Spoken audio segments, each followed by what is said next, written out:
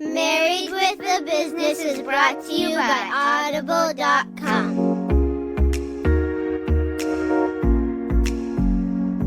Hi, everybody, and welcome to this week's episode of Married with a Business. I'm Craig. And I'm Allison. And we're Married with a Business. We're here to share tips, tricks, stories of what it's like to be a married couple that own, operate, live, do stuff together. As a business owner and entrepreneur. And married people. And married. Oh, yeah, there's 20 some odd years of that as well. Woohoo! So, Allison, what's been going on with you? How have you been? I've been great. I think I said this before. I feel like the year has gotten off to a slow start, but we're into quarter two and we are getting there. Well, I think in the Northeast, it was a tough winter. It was the toughest winter we've had in a decade, easily. Yeah, this was tough. It was cold. People were cranky. It was dark. And now that it's spring, it's raining every day. Or yesterday, it snowed, rained, was sunny, hailed, and was sunny again. It was crazy. The weather was a little drunk yesterday, for sure. But in good news, we got to go a little south of New England and see some great baseball, or at least see baseball. Yeah, and you say, it was great news. It was an awesome trip. It was cold there, though, too. It was also cold in Baltimore. Yeah, so we went to the Baltimore area. Our son played in a tournament on all these awesome little ballparks. And very proud of him. He won player of the game for one of the games. Yeah, and which was really good. He was super excited about that. We stayed an extra day, went to Baltimore Orioles game, which was a blast. We're big Orioles fans, and I'm a big Orioles fan. And so are the boys. I go along. It's fine. It's not Red Sox, but it's fine. It's better. And so we had a good time. We stayed an extra couple days. It was nice. We had a fun time together. It was actually, we'd done something that we'd never done before on this trip, which is we got 2 hotel rooms, which we've done before, but they were completely separate hotel rooms. Like we were across the hall from each other, separate. Yeah, and so we didn't bunk with each other. We had bunkmates. Yeah, we each took a kid. Full disclosure, you've been snoring a lot, and I wanted our baseball player to get some good rest. It was nice to have 2 bathrooms, and we stayed at the team hotel where we didn't really have a choice about getting suites, which is what we have been doing as the kids have been getting big. Yeah, so it was a good time. We had fun bunking with our kids and getting to have a couple days away. Yeah, and today's guest actually was in Baltimore with us, which is pretty cool, and we kept the work talk to a minimum. We did keep the work talk to a minimum, but we had a great time. Here's a really interesting interview with a public relations specialist that we know, Meaghan Hohl, who can talk you through what PR really is. Yes. Take a listen.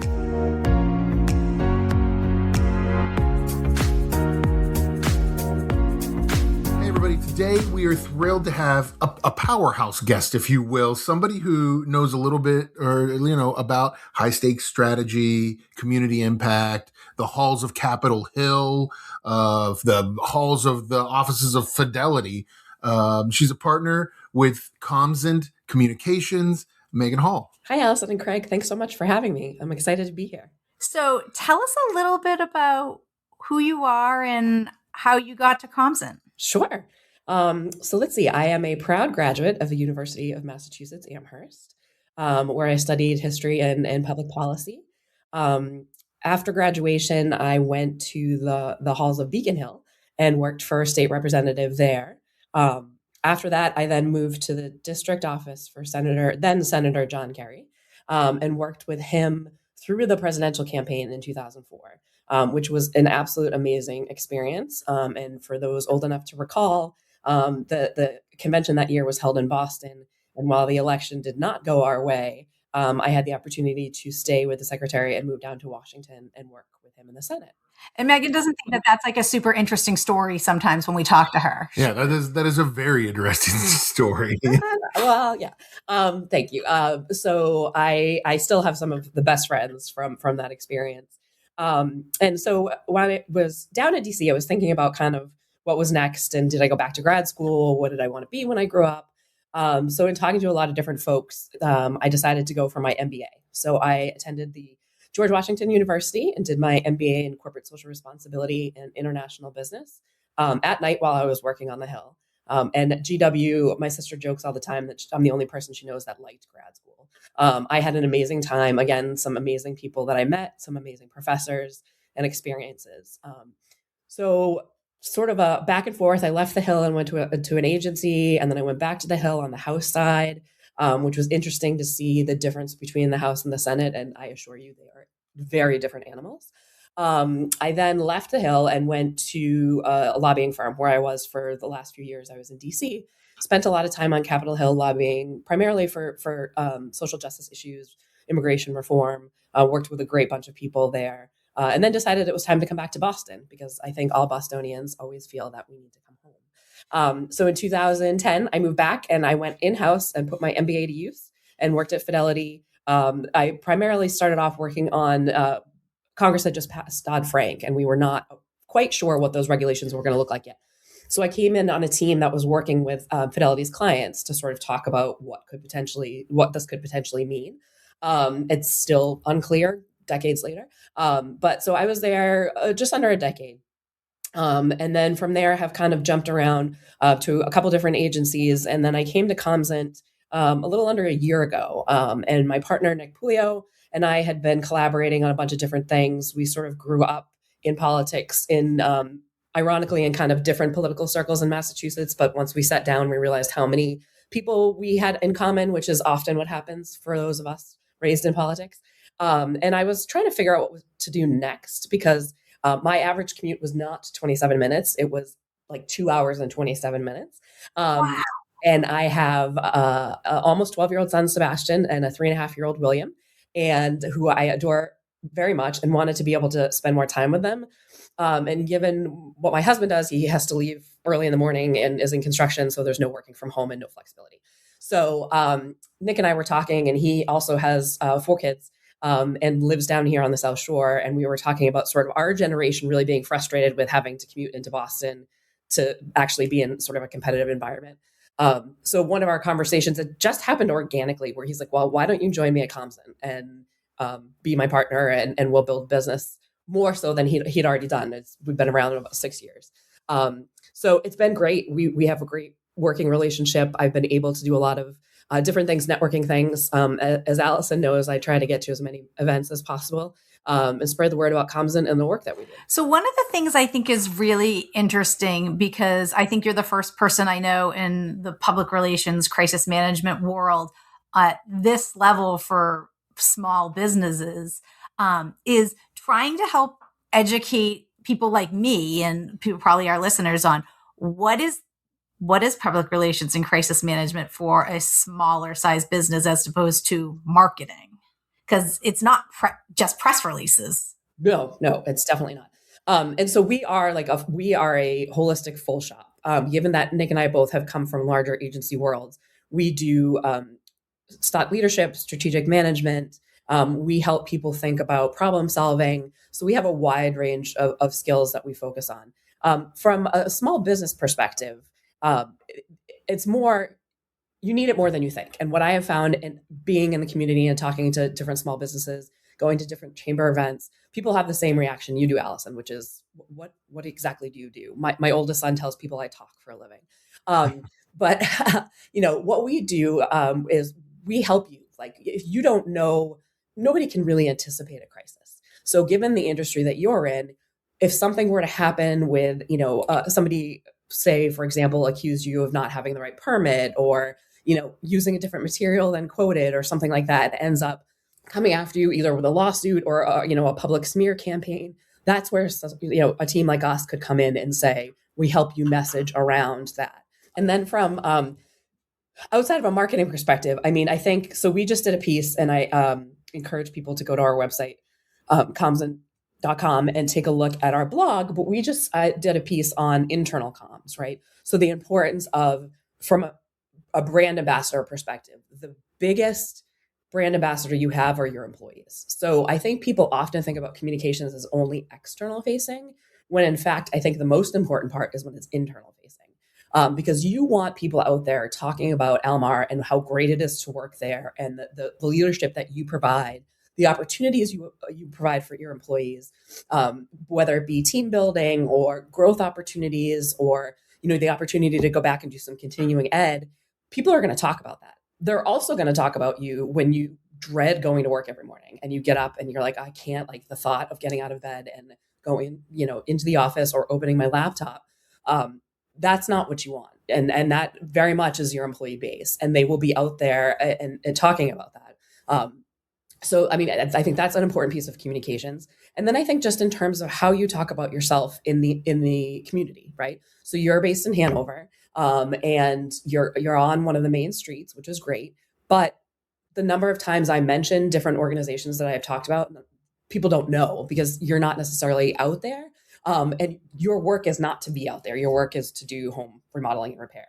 However, when you partner with a communications firm, our job is to help you amplify that message, and amplify the work that you do, which you're doing through things like this podcast, which is fantastic. But a lot of businesses don't think about that, and they don't really have the time to do it, which is why it's always great if you want to outsource to a team like us. So you're not spending the overhead internally to hire somebody full-time to manage your communications, but rather you're working with senior level strategists who have worked in pretty much every industry locally, nationally, and internationally, to come in, and we really take time to sit down and figure out who you are, what your business is, and where our expertise can help you elevate your brand to a new level. Yeah. And I think like a lot of times, as a small business owner, like we think about PR, the whole idea of like public relations is like, oh, that's when something has gone wrong. Like we need to have good PR. Something's gone wrong. But like you said, there's a lot more that goes not only into being proactive about, what could potentially happen, but also from a PR standpoint, like how to position yourselves better in the community. And what are some things that are maybe not worried about the crisis point of it, but things that people can do to maybe help better themselves in their community, in their, for their business. Yeah. And I think when you think about it from that perspective, you can look around and see a lot of smaller businesses, particularly here on the South Shore, that engage in a lot of different activities that help elevate their brand. And when you do that and you see sort of what they're giving back to the community, you then want to go there. So whether you're going to do home remodeling, whether you're going to go switch insurance carriers, whether you're looking for a real estate agent, the people that are out there sort of sharing their story and making you feel part of their community are the people that you're going to turn to. So that in terms of business development opportunity, right? Because your brand is out there and people have a sort of warm, fuzzy feeling when they see the brand and they think, okay, I now finally have the money to remodel my home. I want to go to Almar. It's run by a married couple. I've talked to a couple of employees at different events and they're very happy there. So I trust them to come and do this for me. And there's a strategy to that, right? Like I think a lot of people go, oh, well, I'm just going to go volunteer for Habitat for Humanity or go down and help at the local 5K race. But there actually is a strategy to doing those things. Yes, 100%. And it's not just a one and done. Like you have to show up consistently. And that's what communications overall, you have to show up consistently. Because the more you're out there, and we tell clients this all the time, your brand recognition gets stronger. So if you're, you have a great presence on LinkedIn, Allison, that's huge. You're out there, you're promoting not only your own business, but businesses in the community that you've encountered or you work with. And that B2B is huge for a platform like LinkedIn. And even, Facebook is more, I'll jokingly say for like the 40s moms, because I am one, but, and it's more, a lot of times people are still on it for school-based stuff. But there is an element of using those platforms to highlight the work that you're doing, whether it's going to Habitat for Humanity or whether it's, somebody was so excited about a project you did for them, they're willing to go on and not only give you reviews, but make recommendations to their networks as well. And to your point, Craig, there is a strategy. You got to think about, you come into the business or the organization, because we do a lot of work with nonprofits as well. And what is your mission and your vision? And then how do we map that out based on your mission, your vision, the region that you're in, the industry that you're in, and sort of what your end goal is? What does success look like in 6 months? Is it elevating your brand? Is it getting more employees? Is it increasing your employee satisfaction? And we figure out how we kind of back into that. And one of the things that I think is important that we do too is you have to shift, right? You put together a plan and say, this is what we're going to do for 9 months. doesn't work for anybody usually ever in any business. So you have to come in and calibrate. We can come in and say, this is our plan for the next month. And then there could be some catastrophic event that changes the tone of whatever we're talking about. And we pivot and we figure out how do we change our messaging there. And again, I think a lot of times people think it's like a one size fits all, and it's not, especially when you're talking about small businesses. So say a lot of the people who listen to our show are couples who are running businesses, obviously. Do you think the brand should the brand of the business be the people, or how do you balance the personal versus the professional public relations? Great question. So I think it's a combination of both, which is why I think part of the reason we're here with Comsint. I think the dynamic between your employees and your leadership is incredibly important. Again, back to the whole brand recognition and satisfaction of your employees. But I think the brand is one thing, your experience is another. So a lot of times when we pitch clients or we meet with clients, initially, Comsint is the brand. The brand is then our experience. So we bring to the table a collective experience that will help elevate our brand. And we have found that given our diverse backgrounds, that really helps up the brand recognition, because we are able to talk about communications from a holistic perspective, in that we've worked in all of these different areas.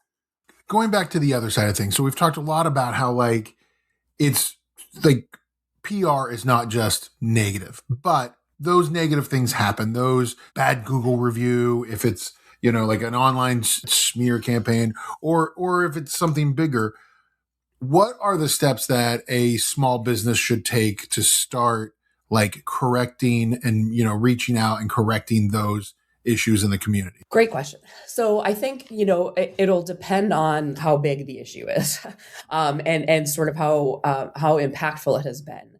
I do think part of what we do when we come in a situation like that, when we get hired to do something like that, is figure out exactly how far is the reach, what's the source, and then how do we do a landscape analysis of how much damage has happened, and then figure out, we would advise you on steps to take based on the activity that's happened.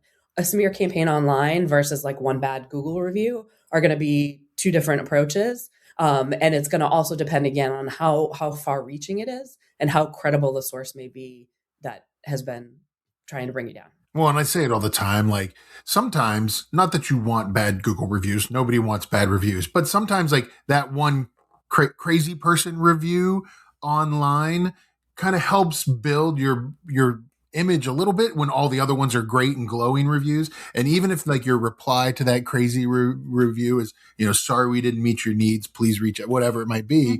Mm-hmm. It's interesting to me that I think a lot of people freak out when they get that one bad review or that one, negative comment. Yeah. And I think I agree. I don't think it's necessarily a bad thing, because if you've built that strong brand, people are going to see that. And if they haven't written a review before, they're going to come out and write one, because they're going to want to counter that bad review.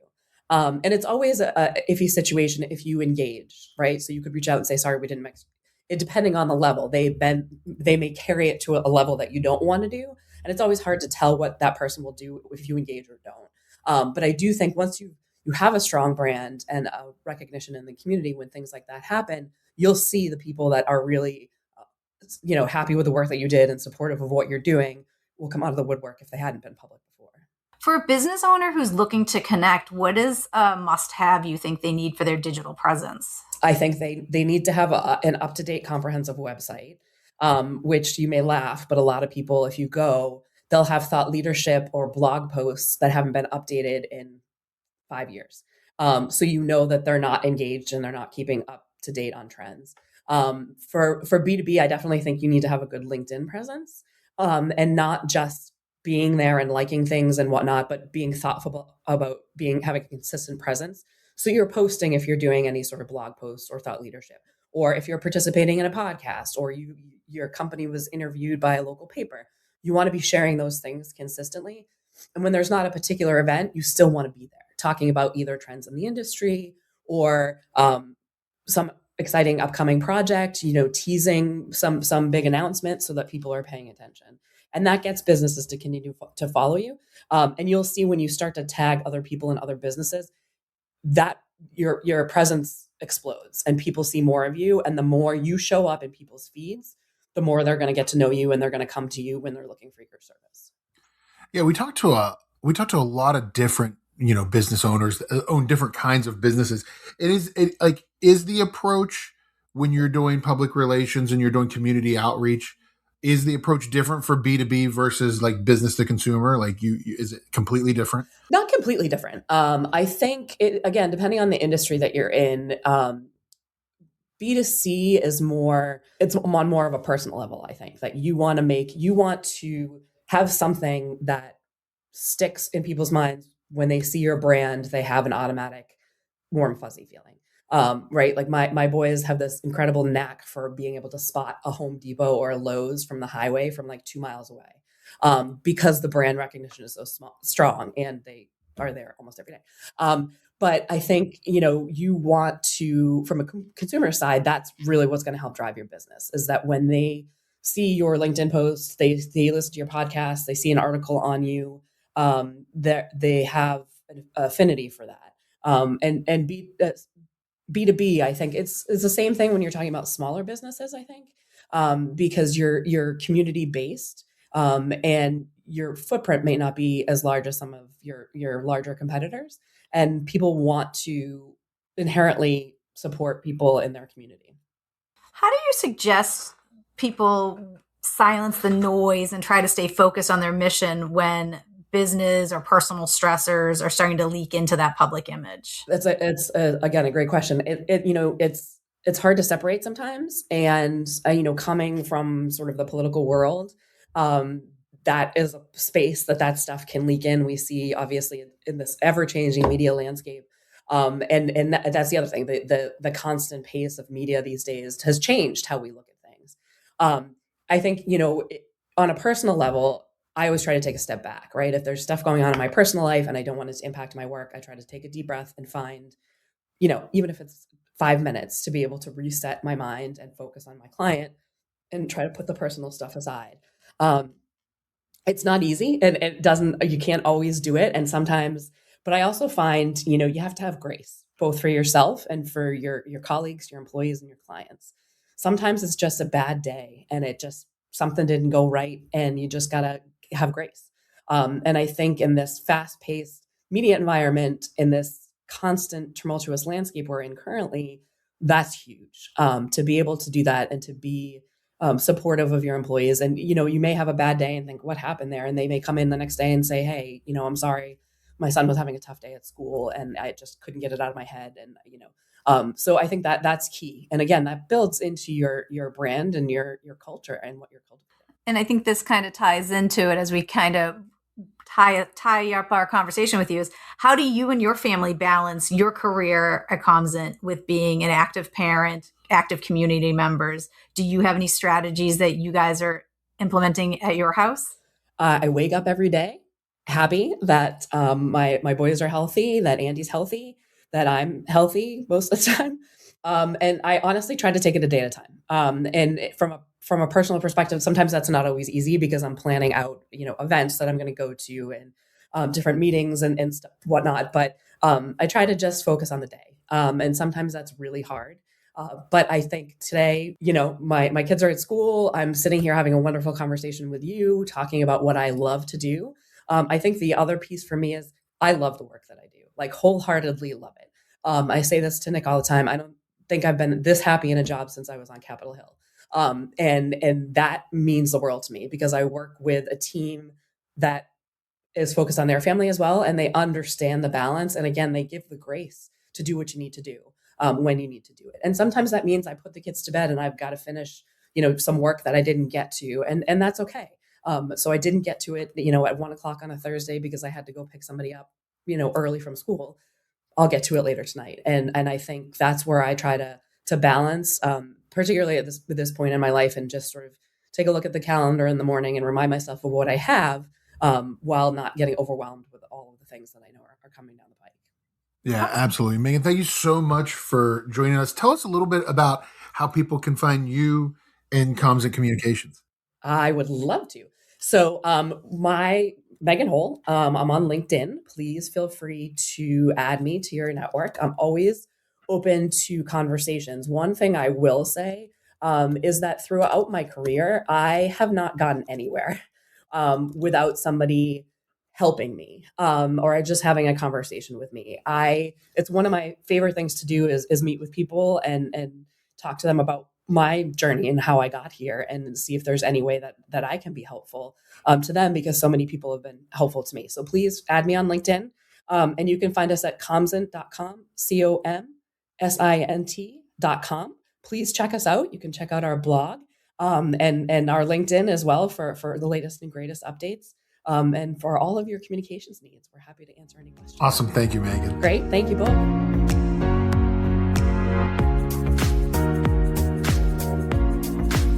So, Allison, I guess right off the bat, I'll admit my naivete towards the differences of PR and marketing. Like, public relations and marketing to me was just the same thing, and I thought it was really interesting to talk to Meaghan and talk about like the differences between the two. Yeah, and how your messaging folds into your marketing, right? And how what the things that we do in the community, because we're small business owners who love our community, is part of that messaging and part of those things. Had a great conversation with Meaghan on a separate topic where we were just featured in a magazine, and I said to her, I don't know what to do with this now. So her portion of what the public relations aspect is, how do you use those great things that are coming out about you? Yeah, and I think a lot of times when people hear the phrase public relations, and we talked about this in the interview, like I think people think, oh, it's bad. Like you got to go out and do PR and you got to deal with fix the problem. And it's not just that. It's also thinking about, the public view of your company, like what you want people to see, not just the marketing and what you want them to buy or do, but also see about you and feel about you. Yeah, it's not like the old TV show Scandal where it's all about covering up things. And I think what's great about Meaghan and her team is that they have done things on political campaigns, and they've done things for nonprofits, and they've done things for small businesses. And she is really open to just having a conversation with you about, I don't understand. Do I need something? What do I need? How can I do it that is affordable for me? It's not necessarily always about these big, giant corporations. And I think sometimes as like small business owners, we definitely get caught in like our tunnel of this is what we do. This is who I am. And this is what we are. And, and sometimes it's good to have that outside person, like take a picture of you and be able to hold that mirror up and say, okay, this is how you're perceived, how other people see you. Yeah, like what do you like and not like about this, and what do we need to like focus on to make better? Right. So I think that this is just another piece of the puzzle as we are building our business and looking down the pipeline of, what's our succession plan? How do people view us? How do we want to be seen? How are we going to get more business? How is our reputation in the community? I think, yeah, definitely 100%. And I think that if that's something that you haven't even started yet, or even like, sort of scratched the surface of yet for your company, like I think a really good place to start is with Donald Miller's story brand system, Allison. Yes, that's a great place to start. And we went through it, years ago. Everything's years ago now.